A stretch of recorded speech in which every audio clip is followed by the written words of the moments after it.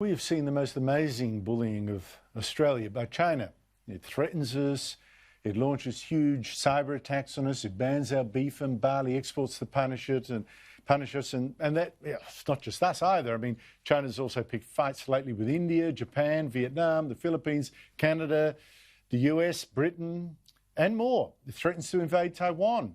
It's cracked down on freedom in Hong Kong. It's stolen the South China Seas. It's out of control.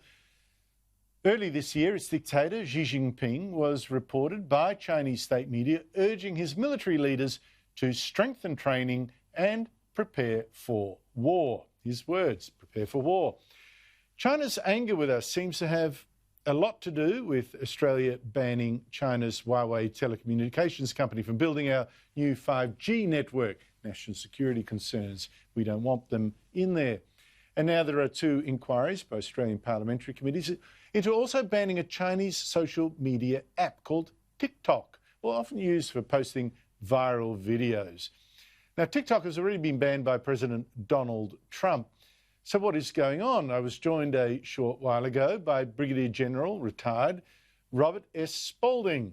He's a former chief China strategist for the chairman of the Joint Chiefs, America's top military chief, and a former defence attaché to China in Beijing. Robert Spalding is now with the Hudson Institute, and boy, does he have a warning for you.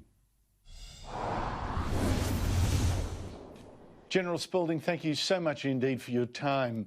May I ask you, first of all, Donald Trump has banned TikTok from America. There are discussions here about whether TikTok should also be banned for security reasons.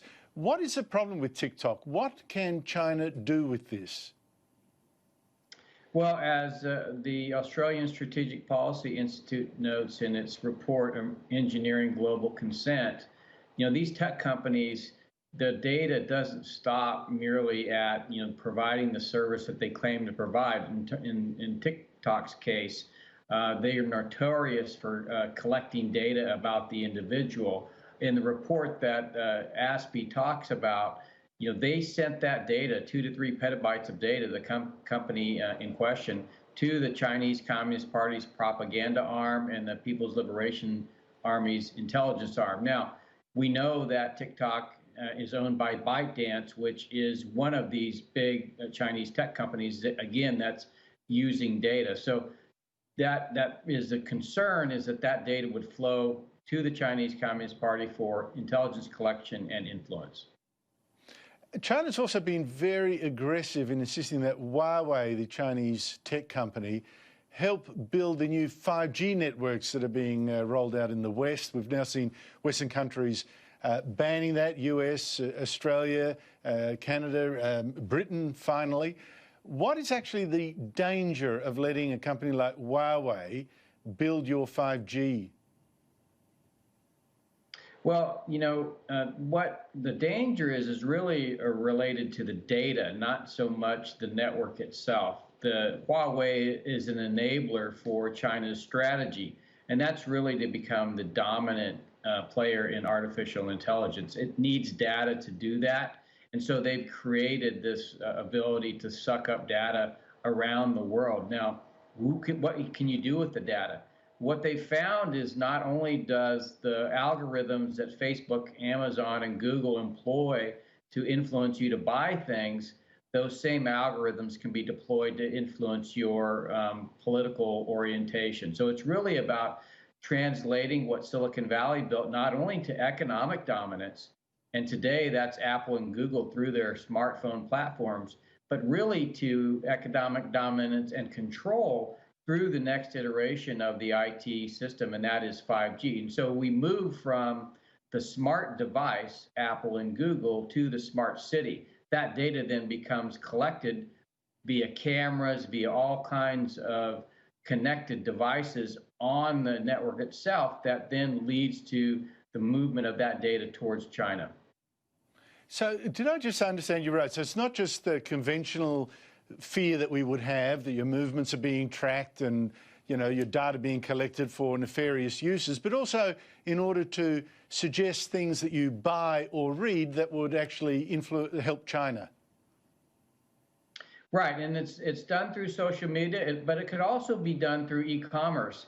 The way this would conceivably work is that you would be influenced through your association with a corporation, with a university, not just through your consumer spending habits, but also through the relationships that tie you to some kind of ability to coerce, whether that be your employer, whether it be a university that's going to potentially accept or not accept your children. These are the connections that China has over the course of 30 years developed with the West that enables them to essentially begin to co-opt the institutions that we rely on to promote our democratic principles.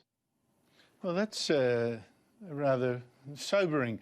Xi Jinping told his army commanders earlier this year to, quote, prepare for war. That was quoted in the Chinese state media. Is that actually likely? Is war likely? I don't believe so right at the moment. I think they want to continue to extract as much of the technology, innovation, talent, and capital from the free societies that they can. And doing that would really accelerate the cutoff, just like the coronavirus already has. So they don't want to further deepen that. There will be aggression, sure, and potentially things like the takeover of Taiwan, but I think that's more in the distant future, in the 7 to 10 year time frame. I'd be more concerned about it, not right now within the short time. General Spalding, I've got to say 7 to 10 years for Australia is in the very near term, considering we're still waiting for the first of our new generation of submarines, the last of which won't be delivered until 2050s. So that is a rather frightening prospect. What should Australia do?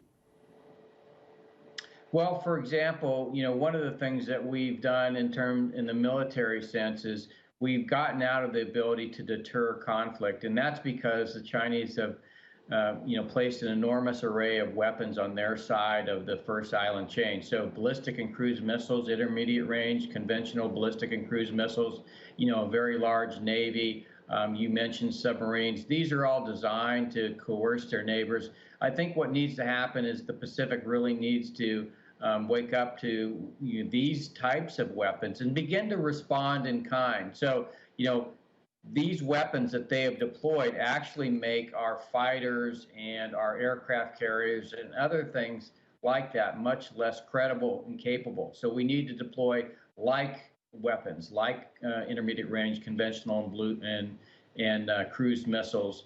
We need to deploy things like lots of submarines, not just a very few nuclear-powered submarines. So these are things that the United States needs to transition to. I think Australia would be well-suited to think about how it can take its very precious defense dollars and, just like the Chinese have, use them to create weapons that actually create a deterrent effect. General Robert Spalding, I can't say you bring great news here, but I think it is something that we very much need to hear. Thank you so much indeed for your time. Thank you.